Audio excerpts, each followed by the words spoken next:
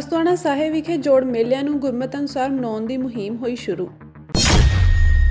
ਸ਼੍ਰੋਮਣੀ ਅਕਾਲੀ ਦਲ ਅੰਮ੍ਰਿਤਸਰ ਵੱਲੋਂ ਮਾਘੀ ਮੌਕੇ ਮੀਰੀ ਪੀਰੀ ਇਤਿਹਾਸਕ ਕਾਨਫਰੰਸਾਂ ਦਾ ਆਯੋਜਨ।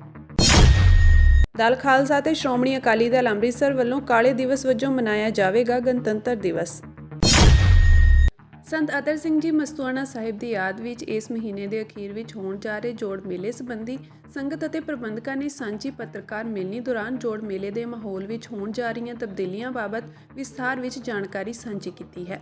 ਬੀਤੇ ਸਾਲ ਹੋਲੇ ਮਹੱਲੇ ਦੌਰਾਨ ਸ਼੍ਰੀ ਅਨੰਦਪੁਰ ਸਾਹਿਬ ਵਿਖੇ ਇੱਕ ਨਿਹੰਗ ਸਿੰਘ ਦੀ ਜਾਨ ਚਲੀ ਗਈ ਸੀ। ਉਸ ਘਟਨਾ ਤੋਂ ਬਾਅਦ ਜੋੜ ਮੇਲਿਆਂ ਦੇ ਮਾਹੌਲ ਵਿੱਚ ਲੋੜੀਂਦੀ ਤਬਦੀਲੀ ਲਈ ਮਸਤੂਆਣਾ ਸਾਹਿਬ ਵਿਖੇ ਇਲਾਕੇ ਦੀ ਸੰਗਤ ਅਤੇ ਪ੍ਰਬੰਧਕਾਂ ਦੇ ਸਾਂਝੇ ਉਦਮ ਸਦਕਾ ਇਹ ਜ਼ਰੂਰੀ ਪਹਿਲਕਦਮੀ ਕੀਤੀ ਗਈ ਹੈ।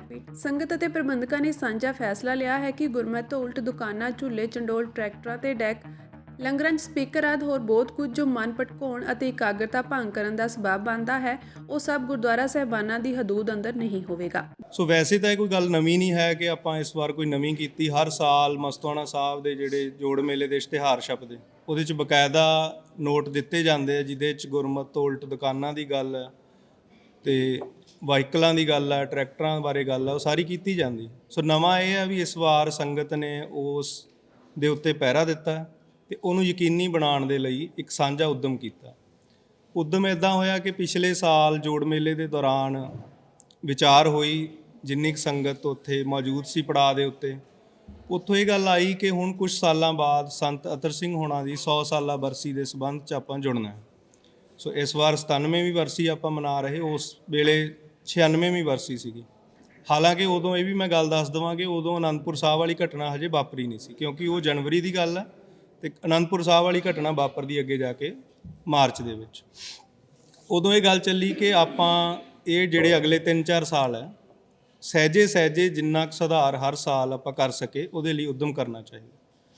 ਸੋ ਉਸ ਤੋਂ ਬਾਅਦ ਜੋੜ ਮੇਲੇ ਤੋਂ ਬਾਅਦ ਕੁਛ ਮਹੀਨਿਆਂ ਬਾਅਦ ਉਹ ਉੱਦਮ ਸ਼ੁਰੂ ਹੋਏ। ਪਿੰਡਾਂ ਦੀਆਂ ਸੰਗਤਾਂ ਵੱਲੋਂ ਮਤੇ ਪਾਉਣੇ ਸ਼ੁਰੂ ਕੀਤੇ ਪਿੰਡਾਂ ਦੀਆਂ ਸੰਗਤਾਂ ਨੇ, ਅਤੇ ਜਿੰਨੀਆਂ ਲੰਗਰ ਕਮੇਟੀਆਂ ਇੱਥੇ, ਕਿਉਂਕਿ ਬਹੁਤ ਗਿਣਤੀ ਦੇ ਵਿੱਚ ਲੰਗਰ ਲੱਗਦੇ ਆ, ਉਹ ਸਾਰੀ ਲੰਗਰ ਕਮੇਟੀਆਂ ਨੂੰ ਮਿਲਿਆ ਗਿਆ।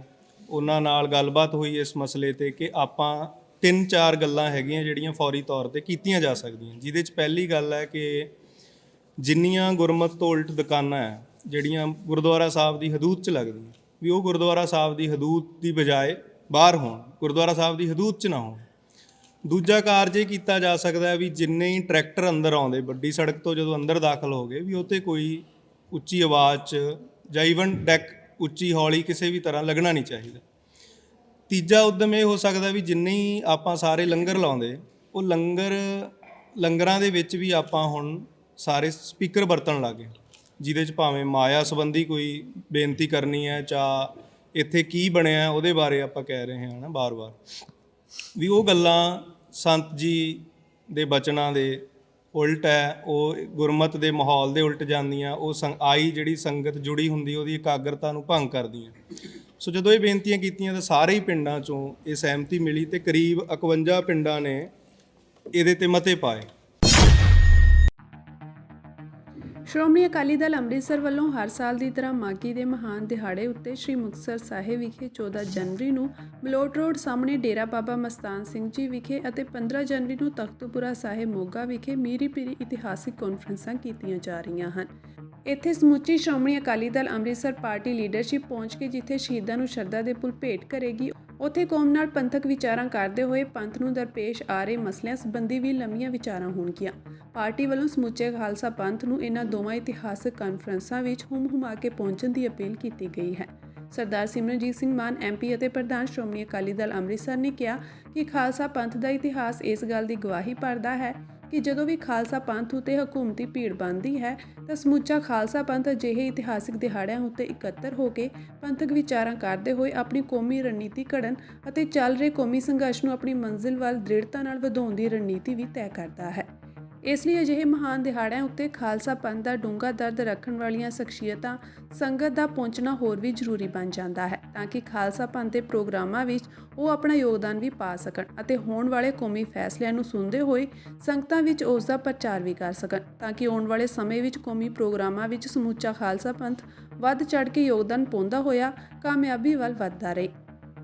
ਉਹਨਾਂ ਉਮੀਦ ਪ੍ਰਗਟ ਕੀਤੀ ਹੈ ਕਿ ਸ਼੍ਰੀ ਮੁਕਤਸਰ ਸਾਹਿਬ ਮਾਘੀ ਮੌਕੇ ਤੇ ਅਤੇ ਤਖਤੂਪੁਰਾ ਸਾਹਿਬ ਮੋਗਾ ਵਿਖੇ ਹਮੇਸ਼ਾ ਦੀ ਤਰ੍ਹਾਂ ਸੰਗਤਾਂ ਆਪਣੇ ਇਤਿਹਾਸਕ ਸਥਾਨਾਂ ਨੂੰ ਨਤਮਸਤਕ ਹੁੰਦਿਆਂ ਹੋਇਆਂ ਇਹਨਾਂ ਮੀਰੀ ਪੀਰੀ ਕਾਨਫਰੰਸਾਂ ਵਿੱਚ ਵੀ ਹਾਜ਼ਰੀ ਲਗਵਾਉਣਗੀਆਂ। ਭਾਰਤ ਅੰਦਰ ਸੰਵਿਧਾਨ ਦੀ ਵਰਤੋਂ ਤੇ ਦੁਰਵਰਤੋਂ ਕਰਕੇ ਹੁਕਮਰਾਨਾਂ ਵੱਲੋਂ ਘੱਟ ਗਿਣਤੀਆਂ ਅਤੇ ਸਿੱਖਾਂ ਨਾਲ ਕੀਤੇ ਜਾ ਰਹੇ ਅਨਿਆਂ ਅਤੇ ਅਤਿਆਚਾਰਾਂ ਵਿਰੁੱਧ ਦਲ ਖਾਲਸਾ ਤੇ ਅਕਾਲੀ ਦਲ ਅੰਮ੍ਰਿਤਸਰ ਨੇ ਸਾਂਝੇ ਤੌਰ ਤੇ 26 ਜਨਵਰੀ ਨੂੰ ਮੋਗਾ ਵਿਖੇ ਜ਼ਬਰਦਸਤ ਪ੍ਰਦਰਸ਼ਨ ਕਰਨ ਦਾ ਫੈਸਲਾ ਲਿਆ ਹੈ। ਜਥੇਬੰਦੀਆਂ ਨੇ ਭਾਰਤ ਦੇ ਗਣਤੰਤਰ ਦਿਵਸ ਨੂੰ ਕਾਲਾ ਗਣਤੰਤਰ ਦਿਵਸ ਵਜੋਂ ਮਨਾਉਣ ਦਾ ਸੱਦਾ ਦਿੱਤਾ ਹੈ।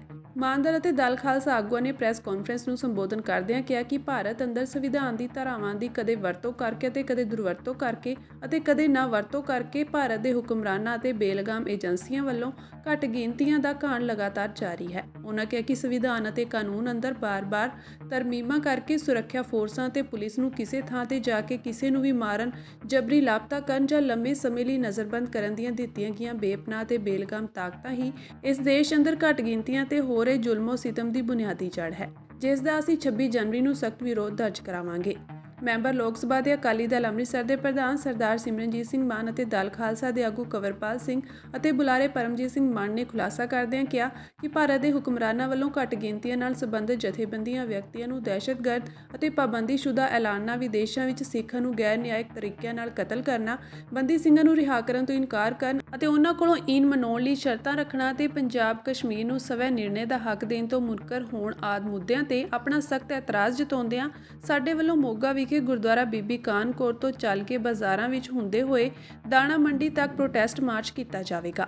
ਉਨ੍ਹਾਂ ਕਿਹਾ ਕਿ ਸਰਬੱਤ ਖਾਲਸਾ ਵੱਲੋਂ ਨਿਯੁਕਤ ਕੀਤੇ ਗਏ ਸ਼੍ਰੀ ਅਕਾਲ ਤਖਤ ਸਾਹਿਬ ਦੇ ਕਾਰਜਕਾਰੀ ਜਥੇਦਾਰ ਭਾਈ ਗੁਰਦੇਵ ਸਿੰਘ ਕੌਂਕੇ ਦੇ ਕਤਲ ਦੇ ਘਟਨਾਕ੍ਰਮ ਨੇ ਇੱਕ ਗੱਲ ਚਿੱਟੇ ਦਿਨ ਵਾਂਗ ਸਾਫ਼ ਕਰ ਦਿੱਤੀ ਹੈ ਕਿ ਕਿਵੇਂ ਹਿੰਦੁਸਤਾਨ ਦੀਆਂ ਸੁਰੱਖਿਆ ਫੋਰਸਾਂ, ਏਜੰਸੀਆਂ ਅਤੇ ਸਥਾਨਕ ਪੁਲਿਸ ਨੇ ਮਿਲ ਕੇ ਕਿਸ ਵਹਿਸ਼ੀ ਢੰਗ ਅਤੇ ਕਿਸ ਹੱਦ ਤੱਕ ਸਿੱਖਾਂ ਦਾ ਜਿਸਮਾਨੀ ਨੁਕਸਾਨ ਕੀਤਾ ਸੀ।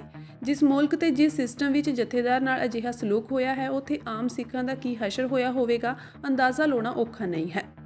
ਔਰ ਅਸੀਂ ਇਹਦੇ ਪ੍ਰੋਟੈਸਟ ਵਜੋਂ 26 ਜਨਵਰੀ ਜਿਹੜਾ ਕਿ ਇੰਡੀਆ ਦਾ ਰਿਪਬਲਿਕ ਡੇ ਹੈ, ਉਸ ਦਿਨ ਨੂੰ ਬਲੈਕ ਰਿਪਬਲਿਕ ਡੇ ਦੇ ਤੌਰ ਤੇ ਮਨਾਉਣ ਲਈ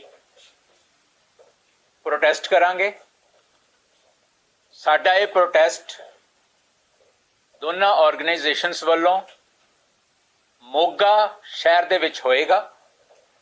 ਰੀਸੈਂਟਲੀ ਜਿਹੜੀ ਸਰਬੱਤ ਖਾਲਸਾ ਵੱਲੋਂ ਅਪਾਇੰਟਡ ਕਾਰਜਕਾਰੀ ਜਥੇਦਾਰ ਗੁਰਦੇਵ ਸਿੰਘ ਕੌਂਕੇ ਦੀ ਜਿਹੜੀ ਇੱਕ ਰਿਪੋਰਟ ਸਾਹਮਣੇ ਆਈ ਹੈ, ਉਹ ਮੈਂ ਇੱਕ ਐਗਜ਼ਾਮਪਲ ਦੇ ਤੌਰ ਤੇ ਤੁਹਾਡੇ ਸਾਹਮਣੇ ਰੱਖ ਰਿਹਾ। ਜਿਹੜੀ ਅਸੀਂ ਜਿੰਨੀਆਂ ਹੁਣ ਤੱਕ ਗੱਲਾਂ ਕੀਤੀਆਂ ਨੇ ਉਸ ਨੂੰ ਮੈਂ ਐਕਸਪਲੇਨ ਕਰਦੇ ਹੋਏ ਜਥੇਦਾਰ ਦੀ ਰਿਪੋਰਟ ਜਾਂ ਜਿਹੜਾ ਘਟਨਾਕ੍ਰਮ ਸਾਡੇ ਸਾਹਮਣੇ ਆਇਆ, ਉਹ ਸਾਡੇ ਸਾਹਮਣੇ ਇੱਕ ਮਿਸਾਲ ਹੈ ਸਾਡੀਆਂ ਅੱਖਾਂ ਖੋਲ੍ਹਣ ਲਈ ਕਿ ਜਿਸ ਸਿਸਟਮ ਦੇ ਵਿੱਚ, ਜਿਸ ਮੁਲਕ ਦੇ ਵਿੱਚ ਤਖਤ ਦੇ ਜਥੇਦਾਰ ਨਾਲ ਅਜਿਹਾ ਹਸ਼ਰ ਹੋ ਸਕਦਾ ਹੈ ਜਾਂ ਹੋਇਆ ਹੈ, ਤੁਸੀਂ ਸਹਿਜੇ ਅੰਦਾਜ਼ਾ ਲਗਾ ਸਕਦੇ ਹੋ ਕਿ ਬਾਕੀ 10-12 ਹਜ਼ਾਰ ਜਿਹੜੇ ਨੌਜਵਾਨ ਪਿਛਲੇ 20 ਸਾਲਾਂ ਦੇ ਵਿੱਚ ਖਪਾ ਦਿੱਤੇ ਗਏ, ਉਹਨਾਂ ਨਾਲ ਕੀ ਹੋਇਆ ਹੋਵੇਗਾ। ਇੱਕ ਗਲੇਅਰਿੰਗ ਐਗਜ਼ਾਮਪਲ ਹੈ, ਪ੍ਰੂਫ ਹੈ ਸਾਡੇ ਸਾਹਮਣੇ ਹੁਣ ਕਿ ਇਹ ਕੁਝ 10-15 ਹਜ਼ਾਰ ਨੌਜਵਾਨਾਂ ਨਾਲ 20 ਸਾਲ ਪੰਜਾਬ ਦੀ ਧਰਤੀ ਤੇ ਕੀਤਾ ਗਿਆ। ਔਰ ਉਹਦੇ ਵਿੱਚ ਸਾਰੀਆਂ ਪੋਲੀਟੀਕਲ ਪਾਰਟੀਆਂ, security forces, police, judiciary, bureaucracy, ਸਾਰਿਆਂ ਦੀ ਇੱਕ ਦੂਜੇ ਦੇ ਨਾਲ ਕਨਾਈਮਨ ਸੀ, ਸਭ ਰਲੀਆਂ ਹੋਈਆਂ ਸਨ ਇੱਕ ਦੂਜੇ ਦੇ ਨਾਲ ਇਸ ਖੂਨ ਦੀ ਹੋਲੀ ਖੇਡਣ ਲਈ, ਸਿੱਖਾਂ ਦੇ ਖੂਨ ਦੀ ਹੋਲੀ ਖੇਡਣ ਲਈ ਸਭ ਇਕੱਠੀਆਂ ਸੀ। ਕਿ ਸਿੱਖਾਂ ਦੇ ਲਈ ਜਸਟਿਸ ਹੈ ਹੀ ਨਹੀਂ ਕਿ ਜੇ ਕਟਰ ਦੇ ਕੋਲੇ ਜਾ ਕੇ ਤੁਸੀਂ ਇਹ ਮਾਫੀ ਮੰਗਵਾ ਸਕਦੇ ਹੋ।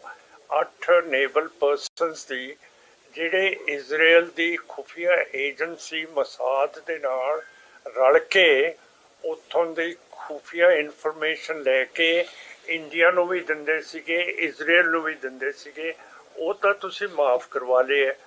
ਤੇ ਅਮਿਤ ਸ਼ਾਹ ਜੀ ਇਹੋ ਜਿਹਾ ਬੇਹੂਦਾ ਬਿਆਨ ਦਿੰਦੇ ਆ ਕਿ ਇਹ ਐ ਕਰਨ, ਫਿਰ ਅਸੀਂ ਦੇਖਾਂਗੇ। ਮੇਰਾ ਮਤਲਬ ਹੈ ਅਸੀਂ ਇਹੋ ਜਿਹੇ ਲੋਕਾਂ ਦੇ ਨਾਲ ਨਹੀਂ ਵੱਸ ਸਕਦੇ, ਨਹੀਂ ਰਹਿ ਸਕਦੇ। ਹੋ ਇਹ ਚੈਪਟਰ ਖਤਮ ਹੋ ਜਾਊਗਾ। ਜਿਹੜਾ ਬਾਹਰ ਦੇ ਮੁਲਕਾਂ ਦੇ ਵਿੱਚ ਵੀ ਇਹ ਕਤਲ ਸ਼ੁਰੂ ਕਰ ਦਿੱਤੇ ਹੈ, ਅਸੈਸੀਨੇਸ਼ਨਸ। ਇਹਦੇ ਨਾਲ ਇੰਡੀਆ ਦੀ ਡਿਫੈਂਸ ਪਾਲਿਸੀ ਦੇ ਉੱਤੇ ਵੀ ਬਹੁਤ ਫਰਕ ਪਿਆ ਹੈ, ਜੋ ਕਰਕੇ 26 ਤਰੀਕ ਨੂੰ ਕੁਆਡ ਦੇ ਜਿਹੜੇ ਦੂਜੇ ਮੈਂਬਰ ਹੈਗੇ ਹੈ, ਜਾਪਾਨ ਤੇ ਆਸਟ੍ਰੇਲੀਆ, ਉਹਨਾਂ ਦੇ ਵੀ ਪ੍ਰਾਈਮ ਮਿਨਿਸਟਰਸ ਨੇ 26 ਨੂੰ ਆਉਣਾ ਸੀ। ਕੁਆਡ ਜਿਹੜਾ ਇਹ ਚੀਨ ਦੇ ਖਿਲਾਫ ਡਿਫੈਂਸ ਬਣਾਇਆ ਹੋਇਆ ਹੈ, ਸਾਰਿਆਂ ਨੇ ਇਹਨਾਂ ਦੀ ਮੀਟਿੰਗ ਸੀ ਤੇ ਕੁਆਡ ਦੀ ਵੀ ਇਹ ਮੀਟਿੰਗ ਰੱਦ ਕੀਤੀ ਗਈ ਹੈ। ਜਦੋਂ ਅਮਰੀਕਾ ਤੇ ਵੈਸਟਰਨ ਕੰਟਰੀਜ਼ ਦੇ ਨਾਲ ਸਮਝੌਤਾ ਸਿੱਖਾਂ ਦੇ ਕਤਲ ਤੇ ਟੁੱਟ ਚੁੱਕਿਆ ਹੈ, ਹੁਣ ਆਪਣਾ ਫੋਰਨ ਮਿਨਿਸਟਰ 5 ਦਿਨ ਰੂਸ ਦੇ ਕੋਲੇ ਜਾ ਕੇ ਬੈਠ ਕੇ ਉੱਥੇ ਪਤਾ ਨਹੀਂ ਉਹਨਾਂ ਤੋਂ ਕੀ ਲਿਆ ਕੀ ਨਹੀਂ ਲਿਆ। ਹੁਣ ਫੇਰ ਇਹ ਰੂਸੀਅਨ ਦੇ ਕੈਂਪ ਦੇ ਵਿੱਚ ਆਪਣੀ ਫੋਰਨ ਪਾਲਿਸੀ ਨੂੰ ਲੈ ਗਏ। ਇਹ ਤੁਸੀਂ ਸਾਰਾ ਕੁਝ ਕਹਿੰਦੇ ਹੋ, ਪਰ ਇਹ ਕਤਲਾਂ ਦੇ ਨਾਲ ਜੇ ਫੋਰਨ ਪਾਲਿਸੀ ਵੀ ਚੇਂਜ ਹੋ ਜੇ ਤੇ ਡਿਫੈਂਸ ਪਾਲਿਸੀ ਵੀ ਰੱਦ ਹੋ ਜੇ ਤਾਂ ਮੈਂ ਸਮਝਦਾ ਕਿ ਇਹ ਬਹੁਤ ਸੰਗੀਨ ਜੁਰਮ ਕੀਤੇ ਹੈ, ਜਿਹੜੇ ਇਹਨਾਂ ਨੇ ਜੁਰਤ ਕੀਤੀ ਹੈ ਕਿ ਵਿਲਾਇਤ ਦੇ ਵਿੱਚ ਇਹਨਾਂ ਨੇ ਉਹਨੂੰ ਅਵਤਾਰ ਸਿੰਘ ਖੰਡੇ ਨੂੰ ਮਾਰਤਾ। ਜਿਹੜੀ ਗਾਰਡੀਅਨ ਅਖਬਾਰ ਹੈ ਵਿਲਾਇਤ ਦੀ, ਉਸ ਨੇ ਇੱਕ ਬਿਆਨ ਦਿੱਤਾ ਕਿ ਇੱਕ ਟੋਰੀ MP ਨੇ ਸਰਕਾਰ ਨੂੰ ਪੁੱਛਿਆ ਕਿ ਇਹ ਕਿਵੇਂ ਕਤਲ ਹੋਇਆ, ਪੁਲਿਸ ਨੇ ਇਹਦੀ ਇਨਕੁਆਇਰੀ ਪੂਰੀ ਤਰ੍ਹਾਂ ਕਿਉਂ ਨਹੀਂ ਕੀਤੀ। ਉਹਦੇ ਮਾਂ ਨੂੰ ਨਹੀਂ ਪੁੱਛਿਆ, ਉਹਦੇ ਦੋਸਤਾਂ ਨੂੰ ਨਹੀਂ ਪੁੱਛਿਆ, ਉਹਦੇ ਜਥੇਬੰਦੀਆਂ ਨੂੰ ਪੁੱਛਿਆ ਤੇ ਪੁਲਿਸ ਨੇ ਕਿਵੇਂ ਇਹਦੀ ਇਨਕੁਆਇਰੀ ਕੀਤੀ ਹੈ। ਇਹ ਜੜ ਤੱਕ ਤਾਂ ਗੱਲ ਚੱਲ ਗਈ ਹੈ। ਹੁਣ ਮੇਰਾ ਮਤਲਬ ਹੈ ਇਹਨੂੰ ਬਾਹਰ ਕੱਢਣ ਦੇ ਲਈ ਇਹ ਮੈਸੇਜ ਜਾਣਾ ਚਾਹੀਦਾ ਲੋਕਾਂ ਦੇ ਕੋਲੇ ਕਿ ਇਹ ਸਿੱਖ ਖਾਮੋਸ਼ ਨਹੀਂ ਹੈ, ਇਹ ਬੋਲ ਰਹੇ ਹੈ, ਇਹ ਕਰ ਰਹੇ ਹੈ। ਸੁਪਰੀਮ ਕੋਰਟ ਨੇ ਬਿਲਕਿਸ ਬਾਨੋ ਸਮੂਹਿਕ ਜਬਰ ਜਨਾਹ ਕੇਸ ਦੇ 11 ਦੋਸ਼ੀਆਂ ਨੂੰ ਸਮੇਂ ਤੋਂ ਪਹਿਲਾਂ ਰਿਹਾ ਕਰਨ ਦੇ ਗੁਜਰਾਤ ਸਰਕਾਰ ਦੇ ਫੈਸਲੇ ਨੂੰ ਰੱਦ ਕਰ ਦਿੱਤਾ ਹੈ। ਜਸਟਿਸ BV ਨਾਗਰਤਨਾ ਅਤੇ ਜਸਟਿਸ ਉਜਲ ਭੁਈਆ ਦੀ ਬੈਂਚ ਨੇ ਸੁਣਵਾਈ ਦੌਰਾਨ ਕਿਹਾ ਕਿ ਅਪਰਾਧ ਨੂੰ ਰੋਕਣ ਲਈ ਸਜ਼ਾ ਦਿੱਤੀ ਜਾਂਦੀ ਹੈ। ਅਦਾਲਤ ਨੇ 11 ਦੋਸ਼ੀਆਂ ਨੂੰ 2 ਹਫ਼ਤਿਆਂ ਦੇ ਅੰਦਰ ਜੇਲ੍ਹ ਪ੍ਰਸ਼ਾਸਨ ਸਾਹਮਣੇ ਆਤਮ ਸਮਰਪਣ ਕਰਨ ਦੇ ਹੁਕਮ ਦਿੱਤੇ ਹਨ। ਸੁਪਰੀਮ ਕੋਰਟ ਨੇ ਕਿਹਾ ਕਿ ਗੁਜਰਾਤ ਸਰਕਾਰ ਨੂੰ ਰਿਹਾਈ ਦਾ ਫੈਸਲਾ ਲੈਣ ਦਾ ਕੋਈ ਅਧਿਕਾਰ ਨਹੀਂ ਹੈ। ਉਹ ਦੋਸ਼ੀਆਂ ਦੀ ਸਜ਼ਾ ਨੂੰ ਕਿਵੇਂ ਮੁਆਫ ਕਰ ਸਕਦੀ ਹੈ। ਜੇਕਰ ਸੁਣਵਾਈ ਮਹਾਰਾਸ਼ਟਰ ਵਿੱਚ ਹੋਈ ਹੈ ਤਾਂ ਉੱਥੋਂ ਦੀ ਸਰਕਾਰ ਨੂੰ ਇਸ ਤੇ ਫੈਸਲਾ ਲੈਣ ਦਾ ਪੂਰਾ ਅਧਿਕਾਰ ਹੈ, ਕਿਉਂਕਿ ਜਿਸ ਸੂਬੇ ਵਿੱਚ ਕਿਸੇ ਅਪਰਾਧੀ ਤੇ ਮੁਕੱਦਮਾ ਚਲਾਇਆ ਜਾਂਦਾ ਹੈ ਅਤੇ ਸਜ਼ਾ ਸੁਣਾਈ ਜਾਂਦੀ ਹੈ, ਸਿਰਫ ਉਸ ਨੂੰ ਹੀ ਦੋਸ਼ੀਆਂ ਦੀ ਮੁਆਫੀ ਦੀ ਪਟੀਸ਼ਨ ਤੇ ਫੈਸਲਾ ਕਰਨ ਦਾ ਅਧਿਕਾਰ ਹੁੰਦਾ ਹੈ। ਦਰਅਸਲ ਬਿਲਕਿਸ ਬਾਨੋ ਨੇ ਗੈਂਗਰੇਪ ਦੇ 11 ਦੋਸ਼ੀਆਂ ਦੀ ਰਿਹਾਈ ਵਿਰੁੱਧ 3 ਨਵੰਬਰ 2022 ਨੂੰ ਸੁਪਰੀਮ ਕੋਰਟ ਵਿੱਚ 2 ਪਟੀਸ਼ਨਾਂ ਦਾਇਰ ਕੀਤੀਆਂ ਸਨ। ਪਹਿਲੀ ਪਟੀਸ਼ਨ ਵਿੱਚ 11 ਦੋਸ਼ੀਆਂ ਦੀ ਰਿਹਾਈ ਨੂੰ ਚੁਣੌਤੀ ਦਿੰਦੇ ਹੋਏ ਉਹਨਾਂ ਨੂੰ ਤੁਰੰਤ ਜੇਲ੍ਹ ਭੇਜਣ ਦੀ ਮੰਗ ਕੀਤੀ ਗਈ ਸੀ। ਸ਼੍ਰੋਮਣੀ ਕਮੇਟੀ ਪ੍ਰਧਾਨ ਵੱਲੋਂ ਸੁਲਤਾਨਪੁਰ ਲੋਧੀ ਵਿੱਚ ਪੁਲਿਸ ਵੱਲੋਂ ਗੋਲੀ ਚਲਾਉਣ ਸੰਬੰਧੀ ਰਿਪੋਰਟ ਜਨਤਕ ਕੀਤੀ ਗਈ ਹੈ, ਜਿਸ ਵਿੱਚ ਉਹਨਾਂ ਨੇ ਹੁਣ ਤੱਕ ਹੋਈ ਕਾਰਵਾਈ ਦੀ ਰਿਪੋਰਟ ਵੀ ਪੇਸ਼ ਕੀਤੀ ਹੈ। ਇੱਕ ਪ੍ਰੈਸ ਕਾਨਫਰੰਸ ਦੌਰਾਨ ਉਹਨਾਂ ਨੂੰ ਜਦੋਂ ਬਾਈਬਲ ਕਲਾਂ ਵਿੱਚ ਹੋਈ ਬੇਅਦਬੀ ਨੂੰ ਲੈ ਕੇ ਸਵਾਲ ਕੀਤਾ ਗਿਆ ਕਿ ਕੀ ਉਸ ਸਮੇਂ 5 ਮੈਂਬਰੀ ਕਮੇਟੀ ਬਣਾਈ ਗਈ ਸੀ, ਤਾਂ ਧਾਮੀ ਨੇ ਕਿਹਾ ਕਿ ਇਹ ਉਹਨਾਂ ਤੋਂ ਪਹਿਲਾਂ ਦੀ ਗੱਲ ਹੈ। ਸਰਕਾਰ ਨੇ ਇਸ ਘਟਨਾ ਵਿੱਚ ਪਰਚਾ ਦਰਜ ਕਰ ਲਿਆ ਸੀ ਤੇ ਜਥੇਬੰਦੀਆਂ ਨੇ ਮੰਗ ਕੀਤੀ ਸੀ ਕਿ ਇਸ ਦੀ ਜਾਂਚ ਪੰਜਾਬ ਪੁਲਿਸ ਨਾ ਕਰੇ, ਬਲਕਿ ਇਸ ਦੀ ਜਾਂਚ CBI ਤੋਂ ਕਰਵਾਉਣੀ ਚਾਹੀਦੀ ਹੈ ਤੇ ਇਸ ਤੋਂ ਬਾਅਦ ਕੇਸ CBI ਨੂੰ ਸੌਂਪ ਦਿੱਤਾ ਗਿਆ ਸੀ ਤੇ ਸਰਕਾਰ ਨੇ ਆਪਣੇ ਤੌਰ ਤੇ ਸਾਰੇ ਯਤਨ ਕੀਤੇ ਸਨ। ਦੱਸਣਯੋਗ ਹੈ ਕਿ ਅੱਜ ਹਰਜਿੰਦਰ ਸਿੰਘ ਧਾਮੀ ਨੇ ਸੁਲਤਾਨਪੁਰ ਲੋਧੀ ਦੇ ਗੁਰੂ ਘਰ ਵਿੱਚ ਵਾਪਰੀ ਘਟਨਾ ਨੂੰ ਲੈ ਕੇ ਰਿਪੋਰਟ ਜਨਤਕ ਕੀਤੀ ਤੇ ਸਰਕਾਰ ਨੂੰ ਜ਼ਿੰਮੇਵਾਰ ਠਹਿਰਾਉਂਦੇ ਹੋਏ ਕਿਹਾ ਕਿ ਜੇ ਸੂਬੇ ਵਿੱਚ ਕਿਤੇ ਵੀ ਫਾਇਰਿੰਗ ਹੁੰਦੀ ਹੈ ਤਾਂ ਉਸ ਦੀ ਜਵਾਬਦੇਹੀ ਸਰਕਾਰ ਦੀ ਹੁੰਦੀ ਹੈ। ਸੁਲਤਾਨਪੁਰ ਲੋਧੀ ਦੇ ਗੁਰੂ ਘਰ ਵਿੱਚ 1000 ਤੋਂ ਵੱਧ ਗੋਲੀਆਂ ਚੱਲੀਆਂ ਤੇ ਪੁਲਿਸ ਵੱਲੋਂ ਬੂਟ ਪਾ ਕੇ ਹਦੂਦ ਅੰਦਰ ਜਾਣਾ ਇੱਕ ਘਿਨੌਣੀ ਘਟਨਾ ਹੈ। ਧਾਮੀ ਨੇ ਕਿਹਾ ਕਿ ਪੁਲਿਸ ਦੀ ਗੋਲੀ ਨਾਲ ਇੱਕ ਘੋੜੇ ਦੀ ਮੌਤ ਹੋ ਗਈ ਤੇ ਘਟਨਾ ਦੌਰਾਨ ਜ਼ਖਮੀ ਹੋਏ ਸਿੰਘਾਂ ਦਾ ਹਸਪਤਾਲ ਵਿੱਚ ਇਲਾਜ ਵੀ ਨਹੀਂ ਕੀਤਾ ਗਿਆ। ਉਹਨਾਂ ਨੇ ਕਿਹਾ ਕਿ ਪੁਲਿਸ ਵੱਲੋਂ ਗੋਲੀ ਚਲਾਉਣ ਤੋਂ ਪਹਿਲਾਂ ਕੋਈ ਚੇਤਾਵਨੀ ਨਾ ਦੇਣਾ ਸਹੀ ਗੱਲ ਨਹੀਂ ਹੈ ਤੇ ਪੁਲਿਸ ਕਿਸ ਦੇ ਹੁਕਮ ਤੇ ਗੁਰੂ ਘਰ ਵਿੱਚ ਬੂਟ ਪਾ ਕੇ ਦਾਖਲ ਹੋਈ, ਇਹ ਵੱਡਾ ਸਵਾਲ ਹੈ। ਹਰਜਿੰਦਰ ਸਿੰਘ ਧਾਮੀ ਨੇ ਕਿਹਾ ਕਿ ਗ੍ਰਹਿ ਮੰਤਰਾਲੇ ਮੁੱਖ ਮੰਤਰੀ ਭਗਵੰਤ ਮਾਨ ਕੋਲ ਹੋਣ ਕਰਕੇ ਉਹ ਸਿੱਧੇ ਤੌਰ ਤੇ ਇਸ ਘਟਨਾ ਲਈ ਜ਼ਿੰਮੇਵਾਰ ਹਨ। ਘਟਨਾ ਬਾਰੇ ਕਿਸੇ ਨੂੰ ਜਵਾਬਦੇਹ ਨਾ ਠਹਿਰਾਉਣਾ ਪ੍ਰਸ਼ਾਸਨ ਦੀ ਸਿੱਧੇ ਤੌਰ ਤੇ ਨਾਕਾਮੀ ਹੈ। ਗੁਰਦੁਆਰਾ ਅਕਾਲ ਬੁੰਗਾ ਸਾਹਿਬ ਉੱਤੇ ਆਟੋਮੈਟਿਕ ਹਥਿਆਰਾਂ ਨਾਲ ਹਮਲਾ ਕੀਤਾ ਜਾਂਦਾ ਹੈ। ਪੁਲਿਸ ਦੀ ਗੋਲੀ ਨਾਲ ਇੱਕ ਘੋੜੇ ਦੀ ਮੌਤ ਹੋ ਜਾਂਦੀ ਹੈ ਤੇ ਕਈ ਸਿੰਘ ਵੀ ਜ਼ਖਮੀ ਹੋਏ ਤੇ ਉਹ ਇਲਾਜ ਕਰਵਾਉਣ ਲਈ ਸਰਕਾਰੀ ਹਸਪਤਾਲ ਗਏ, ਪਰ ਉਹਨਾਂ ਦਾ ਕੋਈ ਇਲਾਜ ਨਹੀਂ ਕੀਤਾ ਗਿਆ। ਮੌਕੇ ਪਰ ਲਏ ਗਏ ਬਿਆਨਾਂ, ਵੇਖੀਆਂ ਵੀਡੀਓ ਤੇ ਬਹੁਤ ਵੱਡੀ ਗਿਣਤੀ ਵਿੱਚ ਪੁਲਿਸ ਦਿਖਾਈ ਦੇ ਰਹੀ ਹੈ। ਅੱਗੋਂ ਗੁਰਦੁਆਰਾ ਸਾਹਿਬ ਵਿੱਚ ਕੇਵਲ ਗਿਣਤੀ ਦੇ ਹੀ ਨਿਹੰਗ ਸਨ। ਸਰਕਾਰੀ ਮਸ਼ੀਨਰੀ, ਪ੍ਰਸ਼ਾਸਨਿਕ ਅਧਿਕਾਰੀ ਵੱਲੋਂ ਮੌਕੇ ਦੀ ਸਰਕਾਰ ਦੇ ਸੀਐਮ ਜਾਂ ਡੀਜੀਪੀ ਦੇ ਕਹਿਣ ਤੋਂ ਬਗੈਰ ਏਡੀ ਵੱਡੀ ਪੱਧਰ ਤੇ ਫਾਇਰਿੰਗ ਨਹੀਂ ਹੋ ਸਕਦੀ। ਗੁਰਦੁਆਰਾ ਸਾਹਿਬ ਦੇ ਅਥਰੂ ਗੈਸ ਦੇ ਗੋਲੇ ਸੁੱਟਣੇ ਤੇ ਗੋਲੀਆਂ ਚਲਾ ਕੇ ਗੁਰਦੁਆਰਾ ਸਾਹਿਬ ਨੂੰ ਖਾਲੀ ਕਰਵਾਉਣਾ ਗੁਰੂ ਘਰ ਦੀ ਮਰਿਆਦਾ ਦਾ ਘੋਰ ਘਾਣ ਅਤੇ ਨਿੰਦਣਯੋਗ ਘਟਨਾ ਹੈ। ਇਤਨੀ ਵੱਡੀ ਘਟਨਾ ਵਾਪਰਨ ਦੇ ਬਾਵਜੂਦ ਸਰਕਾਰ ਅਜੇ ਚੁੱਪ ਧਾਰੀ ਬੈਠੀ ਹੈ। ਇਸ ਮੌਕੇ ਤੇ ਇਕੱਠ ਕੀਤੇ ਗਏ ਤੱਥ ਦਰਸਾਉਂਦੇ ਹਨ ਕਿ ਗੁਰਦੁਆਰਾ ਸਾਹਿਬ ਦੀ ਹਦੂਦ ਅੰਦਰ ਕੋਈ ਲਾ ਐਂਡ ਆਰਡਰ ਦੀ ਸਮੱਸਿਆ ਨਹੀਂ ਸੀ। ਹੁਣ ਅਖੀਰ ਜਿਹੜਾ ਸਾਰਾ ਇਹ ਆ ਪਹਿਰਾ ਆ ਜਿਹੜੇ ਅਸੀਂ ਸਾਰੇ ਇਹਨਾਂ ਨੇ ਕੋਟ ਕੀਤੇ ਸਾਰੇ ਪੜਤਾਲੀਆ ਕਮੇਟੀ ਇਸ ਨਤੀਜੇ ਤੇ ਪੁੱਜੀ ਹੈ ਕਿ ਇਸ ਗੋਲੀ ਕਾਂਡ ਵਿੱਚ ਗੋਲੀ ਚਲਾਉਣ ਤੋਂ ਪਹਿਲਾਂ ਕੋਈ ਵਾਰਨਿੰਗ ਨਾ ਦੇਣਾ ਅਤੇ ਅੰਦਰੋਂ ਕਿਸੇ ਵੱਲੋਂ ਕੋਈ ਝਗੜਾ ਨਾ ਕਰਨਾ ਇੱਕ ਘਿਨਾਉਣੇ ਜੁਰਮ ਦਾ ਸੰਕੇਤ ਦਿੰਦਾ ਹੈ। ਇਹ ਵੀ ਜ਼ਿਕਰਯੋਗ ਹੈ ਕਿ ਗੁਰਦੁਆਰਾ ਸਾਹਿਬ ਦੇ ਅੰਦਰ ਸ੍ਰੀ ਅਖੰਡ ਪਾਠ ਸਾਹਿਬ ਦਾ ਪਾਠ ਜਾਰੀ ਸੀ ਤੇ ਕੋਈ ਵੀ ਹਿੰਸਕ ਘਟਨਾ ਅੰਦਰ ਵਾਲੇ ਪਾਸਿਓਂ ਨਹੀਂ ਹੋਈ। ਫਿਰ ਬਗੈਰ ਸਪੀਕਰਾਂ ਦੀ ਵਾਰਨਿੰਗ ਤੋਂ ਵਰਦੀਆਂ ਤੇ ਬੂਟਾਂ ਸਮੇਤ ਪੁਲਿਸ ਦਾ ਗੁਰਦੁਆਰਾ ਸਾਹਿਬ ਦੇ ਅੰਦਰ ਦਾਖਲ ਹੋ ਜਾਣਾ ਤੇ ਆਟੋਮੈਟਿਕ ਰਾਈਫਲਾਂ ਰਾਹੀਂ 1000 ਤੋਂ ਉੱਪਰ ਗੋਲੀਆਂ ਚਲਾਉਣਾ ਕਿਸੇ ਤਰ੍ਹਾਂ ਵੀ ਜਾਇਜ਼ ਨਹੀਂ ਹੈ।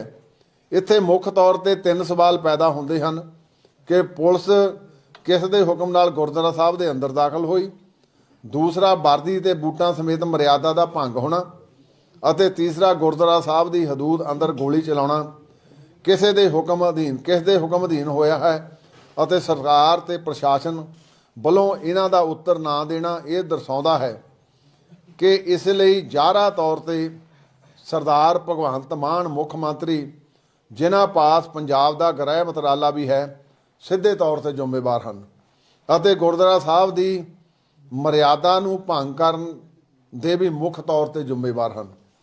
ਸੋ ਇਹ ਰਿਪੋਰਟ ਜਿਹੜੀ ਆ ਇਹਨਾਂ ਨੇ ਗਾਹਾਂ ਲਿਖਿਆ ਵੀ ਚਸ਼ਮਦੀਦਾਂ ਤੋਂ ਸਾਰਿਆਂ ਤੋਂ ਲੈ ਕੇ ਇਹ ਕੀਤੀ ਗਈ। ਸੋ ਇਹ ਰਿਪੋਰਟ ਜਿਹੜੀ ਆ ਸਿੱਧੇ ਤੌਰ ਦੇ ਉੱਤੇ ਕਿਉਂਕਿ ਜੇ ਕੋਈ ਐਗਜ਼ੈਕਟਿਵ ਮੈਜਿਸਟਰੇਟ ਸੀ ਪ੍ਰਸ਼ਾਸਨ ਦਾ ਚੁੱਪ ਕੀਤੇ ਰਹਿਣਾ ਵੀ ਕਿਹਦੇ ਕਹਿਣ ਤੇ ਗੋਲੀ ਚੱਲੀ ਜਾਂ ਆਪਣਾ ਪੱਖਾ ਹੀ ਨਾ ਦੇਣਾ, ਇਹਦੇ ਬਾਵਜੂਦ ਸਰਕਾਰ ਵੱਲੋਂ ਆਪਣੇ ਤੌਰ ਤੇ ਵੀ ਜਿਹੜੀ ਇੱਕ ਸਿੱਟ ਇਹਨਾਂ ਨੇ ਮੁਕਰਰ ਕੀਤੀ ਉਹ ਸਿੱਟ ਦਾ ਜਿਹੜਾ ਹੈੱਡ ਲਾਇਆ ਉਹ ਵੀ ਉੱਥੋਂ ਦੇ ਐਸਐਸਪੀ ਸਾਹਿਬਾਂ ਨੂੰ ਲਾਇਆ। ਸੋ ਇਹ ਰਿਪੋਰਟ ਇਹਨਾਂ ਨੇ ਤਿਆਰ ਕਰਕੇ ਦਿੱਤੀ ਸੀ ਜਿਹੜੀ ਐਗਜ਼ੈਕਟਿਵ ਦੇ ਵਿੱਚੋਂ ਹੋ ਕੇ ਅੱਜ ਜਨਤਕ ਕਰ ਦਿੱਤੀ ਗਈ ਆ ਤੇ ਸ਼੍ਰੀ ਅਕਾਲ ਤਖਤ ਸਾਹਿਬ ਜੀ ਦੇ ਜਥੇਦਾਰ ਦੇ ਸਪੁਰਦ ਵੀ ਕਰ ਦਿੱਤੀ ਗਈ ਆ। ਉਹ ਅਗਲੇਰੀ ਕਾਰਵਾਈ ਜਿਹੜੀ ਆ ਉਹ ਹੁਣ ਕਰਨਗੇ। ਪਰ ਰਿਪੋਰਟ ਮੁਤਾਬਕ ਤੱਥਾਂ ਮੁਤਾਬਕ ਪੰਜਾਬ ਦੇ ਮੁੱਖ ਮੰਤਰੀ ਸਾਹਿਬ ਜਿਹੜੇ ਗ੍ਰਹਿ ਵਿਭਾਗ ਦੇ ਵੀ ਆਪ ਮੰਤਰੀ ਆ ਉਹ ਸਿੱਧੇ ਤੌਰ ਤੇ 45 ਰਿਪੋਰਟ ਦੇ ਵਿੱਚ ਇਹਦੇ ਲਈ ਮੁੱਖ ਤੌਰ ਤੇ ਜ਼ਿੰਮੇਵਾਰ ਆ। ਸਿੱਖ ਕਤਲੇਆਮ ਨਾਲ ਜੁੜੇ ਇੱਕ ਮਾਮਲੇ ਵਿੱਚ ਸੀਬੀਆਈ ਨੇ ਅੱਜ ਅਦਾਲਤ ਵਿੱਚ ਕਾਂਗਰਸੀ ਆਗੂ ਜਗਦੀਸ਼ ਟਾਈਟਲਰ ਵਿਰੁੱਧ ਆਪਣੀਆਂ ਦਲੀਲਾਂ ਪੂਰੀਆਂ ਕੀਤੀਆਂ। ਸੀਬੀਆਈ ਵੱਲੋਂ ਇਹ ਦਲੀਲਾਂ ਪੁਲ ਬੰਗਸ ਕਤਲ ਕੇਸ ਵਿੱਚ ਦਿੱਤੀਆਂ ਗਈਆਂ ਹਨ। ਸੀਬੀਆਈ ਨੇ ਇਸ ਦੌਰਾਨ ਅਦਾਲਤ ਵਿੱਚ ਕਿਹਾ ਕਿ ਇਸ ਮਾਮਲੇ ਦੇ ਗਵਾਹ ਨੇ ਦੱਸਿਆ ਹੈ ਕਿ ਉਹਨਾਂ ਨੇ 1984 ਦੇ ਸਿੱਖ ਕਤਲੇਆਮ ਦੌਰਾਨ ਟਾਈਟਲਰ ਨੂੰ ਭੀੜ ਨੂੰ ਉਕਸਾਉਂਦਿਆਂ ਵੇਖਿਆ ਸੀ। ਇਸ ਮਾਮਲੇ ਵਿੱਚ ਮੁਲਜ਼ਮ ਟਾਈਟਲਰ ਵਿਰੁੱਧ ਚਾਰਜਸ਼ੀਟ ਦਾਇਰ ਕਰਨ ਲਈ ਕਾਫੀ ਚੀਜ਼ਾਂ ਹਨ। ਇਸ ਤੇ ਟਾਈਟਲਰ ਦੇ ਵਕੀਲ ਨੇ ਕਿਹਾ ਕਿ ਚਾਰਜ ਫਰੇਮ ਕਰਨ ਵਾਲੀ ਦਲੀਲ ਤੇ ਬਹਿਸ ਕਰਨ ਲਈ ਉਹਨਾਂ ਨੂੰ ਕੁਝ ਸਮਾਂ ਚਾਹੀਦਾ ਹੈ। ਸਪੈਸ਼ਲ ਸੀਬੀਆਈ ਜੱਜ ਰਾਕੇਸ਼ ਸਿਆਲ ਨੇ ਹੁਣ ਇਸ ਮਾਮਲੇ ਨੂੰ ਸੁਣਵਾਈ ਲਈ 22 ਜਨਵਰੀ 2024 ਲਈ ਸੂਚੀਬੱਧ ਕੀਤਾ ਹੈ। ਆਪਣੇ ਵੱਲੋਂ ਕੀਤੀ ਗਈ ਬਹਿਸ ਦੌਰਾਨ ਸੀਬੀਆਈ ਦੇ ਵਕੀਲ ਨੇ 4 ਚਸ਼ਮਦੀਦਾਂ ਦੇ ਬਿਆਨ ਪੜ੍ਹੇ। ਇਹਨਾਂ ਵਿੱਚ ਸੁਰਿੰਦਰ ਸਿੰਘ ਵੀ ਸ਼ਾਮਿਲ ਸਨ ਜਿਨ੍ਹਾਂ ਨੇ ਮੁਲਜ਼ਮ ਨੂੰ ਭੀੜ ਨੂੰ ਉਕਸਾਉਂਦਿਆਂ ਵੇਖਿਆ ਸੀ। ਐਡਵੋਕੇਟ ਮਨੂ ਸ਼ਰਮਾ ਨੇ ਅਦਾਲਤ ਨੂੰ ਦੱਸਿਆ ਕਿ ਉਹਨਾਂ ਨੂੰ ਪਿਛਲੇ ਕੇਸਾਂ ਨਾਲ ਜੁੜੀ ਕਾਪੀ ਦੇ ਰਿਕਾਰਡ ਮਿਲੇ ਹਨ। ਉਹ ਕੇਸ 3 ਸਿੱਖਾਂ ਠਾਕੁਰ ਸਿੰਘ, ਬਾਦਲ ਸਿੰਘ ਅਤੇ ਗੁਰਚਰਨ ਸਿੰਘ ਦੇ ਕਤਲ ਨਾਲ ਜੁੜੇ ਹਨ। 1 ਨਵੰਬਰ 1984 ਨੂੰ ਪੁਲ ਬੰਗਸ ਗੁਰਦੁਆਰਾ ਸਾਹਿਬ ਦੇ ਸਾਹਮਣੇ ਇਹਨਾਂ ਦਾ ਕਤਲ ਹੋਇਆ ਸੀ। ਕਾਂਗਰਸੀ ਆਗੂ ਜਗਦੀਸ਼ ਟਾਈਟਲਰ ਇਸ ਮਾਮਲੇ ਵਿੱਚ ਮੁਲਜ਼ਮ ਹਨ। ਸੀਬੀਆਈ ਨੇ ਉਹਨਾਂ ਵਿਰੁੱਧ ਮਈ 2023 ਵਿੱਚ ਸਪਲੀਮੈਂਟਰੀ ਚਾਰਜਸ਼ੀਟ ਦਾਖਲ ਕੀਤੀ ਹੈ। ਇਸ ਚਾਰਜਸ਼ੀਟ ਦਾ ਅਦਾਲਤ ਨੇ ਨੋਟਿਸ ਲਿਆ ਸੀ ਅਤੇ ਟਾਈਟਲਰ ਨੂੰ ਸੰਮਨ ਜਾਰੀ ਕੀਤਾ ਸੀ। ਇਸ ਤੋਂ ਬਾਅਦ 5 ਅਗਸਤ ਨੂੰ ਟਾਈਟਲਰ ਅਦਾਲਤ ਸਾਹਮਣੇ ਹਾਜ਼ਰ ਹੋਏ ਸਨ। ਜਗਦੀਸ਼ ਟਾਈਟਲਰ ਵੀਡੀਓ ਕਾਨਫਰੰਸਿੰਗ ਜ਼ਰੀਏ ਹਾਜ਼ਰ ਹੋਏ ਸਨ। ਇਸ ਤੋਂ ਪਹਿਲਾਂ ਉਹਨਾਂ ਦੀ ਜ਼ਮਾਨਤ ਅਪੀਲ ਤੇ ਸੁਣਵਾਈ ਤੋਂ ਬਾਅਦ ਸੈਸ਼ਨ ਕੋਰਟ ਨੇ 4 ਅਗਸਤ ਨੂੰ ਉਹਨਾਂ ਨੂੰ ਜ਼ਮਾਨਤ ਦੇ ਦਿੱਤੀ ਸੀ।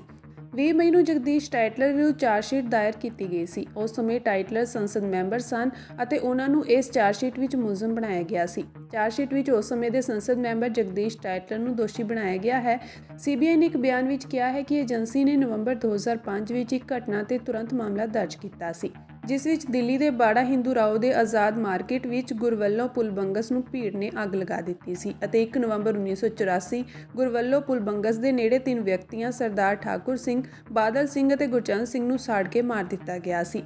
ਜਸਟਿਸ ਨਾਨਾਵਤੀ ਕਮਿਸ਼ਨ ਦੀ ਸਥਾਪਨਾ ਸਾਲ 2000 ਵਿੱਚ ਭਾਰਤ ਸਰਕਾਰ ਨੇ ਦਿੱਲੀ ਵਿੱਚ ਸਾਲ 1984 ਦੇ ਸਿੱਖ ਕਤਲੇਆਮ ਦੀਆਂ ਘਟਨਾਵਾਂ ਦੀ ਜਾਂਚ ਲਈ ਕੀਤੀ ਸੀ। ਕਮਿਸ਼ਨ ਦੀ ਰਿਪੋਰਟ ਤੇ ਵਿਚਾਰ ਕਰਨ ਤੋਂ ਬਾਅਦ ਗ੍ਰਹਿ ਮੰਤਰਾਲੇ ਨੇ CBI ਨੂੰ ਤਤਕਾਲੀ ਸੰਸਦ ਮੈਂਬਰ ਅਤੇ ਹੋਰਾਂ ਵਿਰੁੱਧ ਮਾਮਲੇ ਦੀ ਜਾਂਚ ਕਰਨ ਦੇ ਹੁਕਮ ਜਾਰੀ ਕੀਤੇ। CBI ਜਾਂਚ ਦੌਰਾਨ ਸਬੂਤ ਸਾਹਮਣੇ ਆਏ ਕਿ 1 ਨਵੰਬਰ 1984 ਨੂੰ ਉਕਤ ਦੋਸ਼ੀਆਂ ਨੇ ਦਿੱਲੀ ਦੇ ਆਜ਼ਾਦ ਮਾਰਕੀਟ ਵਿਖੇ ਗੁਰਵੱਲੋਂ ਪੁਲ ਬੰਗਸ ਵਿਖੇ ਇਕੱਠੀ ਹੋਈ ਭੀੜ ਨੂੰ ਕਥਿਤ ਤੌਰ ਤੇ ਭੜਕਾਇਆ ਅਤੇ ਉਕਸਾਇਆ, ਜਿਸ ਦੇ ਨਤੀਜੇ ਵਜੋਂ ਗੁਰਵੱਲੋਂ ਪੁਲ ਬੰਗਸ ਨੂੰ ਸਾੜ ਦਿੱਤਾ ਗਿਆ ਤੇ ਭੀੜ ਨੇ 3 ਸਿੱਖ ਵਿਅਕਤੀਆਂ ਦਾ ਕਤਲ ਕਰ ਦਿੱਤਾ। 26 ਜਨਵਰੀ ਨੂੰ ਗਣਤੰਤਰ ਦਿਵਸ ਤੇ ਦਿੱਲੀ 'ਚ ਹੋਣ ਵਾਲੀ ਪਰੇਡ 'ਚੋਂ ਰੱਦ ਕੀਤੀਆਂ ਗਈਆਂ ਪੰਜਾਬ ਦੀਆਂ ਝਾਂਕੀਆਂ ਆਉਣ ਵਾਲੀਆਂ ਲੋਕ ਸਭਾ ਚੋਣਾਂ ਤੱਕ ਸੂਬੇ ਦੀ ਹਰ ਗਲੀ ਅਤੇ ਮੁਹੱਲੇ ਵਿੱਚ ਕੱਢੀਆਂ ਜਾਣਗੀਆਂ। ਪੰਜਾਬ ਦੇ ਮੁੱਖ ਮੰਤਰੀ ਭਗਵੰਤ ਮਾਨ ਦੀ ਸਰਕਾਰ ਨੇ ਫੈਸਲਾ ਲਿਆ ਹੈ। ਪਹਿਲੇ ਪੜਾਅ ਵਿੱਚ 9 ਝਾਂਕੀਆਂ ਤਿਆਰ ਕੀਤੀਆਂ ਜਾ ਰਹੀਆਂ ਹਨ, ਹਾਲਾਂਕਿ ਅਗਲੇ ਪੜਾਅ ਵਿੱਚ ਇਹਨਾਂ ਦੀ ਗਿਣਤੀ ਵਧਾਈ ਜਾਵੇਗੀ। ਪੰਜਾਬ ਸਰਕਾਰ ਨੇ ਗਣਤੰਤਰ ਦਿਵਸ ਦੀ ਪਰੇਡ ਵਿੱਚ ਦਿਖਾਈਆਂ ਜਾਣ ਵਾਲੀਆਂ ਝਾਂਕੀਆਂ ਨੂੰ ਉਸੇ ਅੰਦਾਜ਼ ਵਿੱਚ ਪੰਜਾਬ ਵਿੱਚ ਕੱਢਣ ਦੀ ਯੋਜਨਾ ਬਣਾਈ ਹੈ। ਇਹਨਾਂ ਨੂੰ ਟਰਾਲੀਆਂ ਤੇ ਸਹੀ ਢੰਗ ਨਾਲ ਸਜਾਇਆ ਜਾਵੇਗਾ। ਇਸ ਤੋਂ ਬਾਅਦ ਉਹਨਾਂ ਨੂੰ ਹਰ ਵਿਧਾਨ ਸਭਾ ਹਲਕੇ ਦੇ ਹਰ ਪਿੰਡ ਵਿੱਚ ਲਿਜਾਇਆ ਜਾਵੇਗਾ। ਝਾਂਕੀ ਹਰੇਕ ਪਿੰਡ ਵਿੱਚ 10 ਤੋਂ 15 ਮਿੰਟ ਲਈ ਰੁਕੇਗੀ। ਮਿਲੀ ਜਾਣਕਾਰੀ ਅਨੁਸਾਰ ਪੰਜਾਬ ਸਰਕਾਰ ਦੀ ਯੋਜਨਾ ਹੈ ਕਿ ਦਿੱਲੀ ਸਥਿਤ ਪੰਜਾਬ ਭਵਨ ਵਿਖੇ ਝਾਂਕੀ ਲਗਾਈ ਜਾਵੇਗੀ। ਇਹ ਝਾਂਕੀ ਦਿੱਲੀ ਦੇ ਵਿਧਾਇਕਾਂ ਨੂੰ ਪੰਜਾਬੀ ਖੇਤਰਾਂ ਵਿੱਚ ਲਿਜਾਣ ਦੀ ਆਜ਼ਾਦੀ ਹੋਵੇਗੀ। ਪੰਜਾਬ ਸਰਕਾਰ ਵੱਲੋਂ ਪਰੇਡ ਲਈ 3 ਝਾਂਕੀਆਂ ਤਿਆਰ ਕੀਤੀਆਂ ਗਈਆਂ ਹਨ। ਇਹਨਾਂ ਵਿੱਚ ਪੰਜਾਬ ਦੇ ਸ਼ਹੀਦਾਂ ਅਤੇ ਕੁਰਬਾਨੀਆਂ ਦੀ ਗਾਥਾ, ਨਾਰੀ ਸ਼ਕਤੀ ਮਾਈ ਭਾਗੋ ਦੀ ਝਾਂਕੀ ਅਤੇ ਪੰਜਾਬ ਦੇ ਅਮੀਰ ਸੱਭਿਆਚਾਰ ਨਾਲ ਸੰਬੰਧਿਤ ਝਾਂਕੀ ਸ਼ਾਮਿਲ ਸਨ। ਮੁੱਖ ਮੰਤਰੀ ਦਾ ਕਹਿਣਾ ਹੈ ਕਿ ਇਹਨਾਂ ਝਾਂਕੀਆਂ ਜ਼ਰੀਏ ਪੰਜਾਬ ਦੇ ਲੋਕਾਂ ਨੂੰ ਅਮੀਰ ਵਿਰਸੇ ਨਾਲ ਜੋੜਿਆ ਜਾਵੇਗਾ।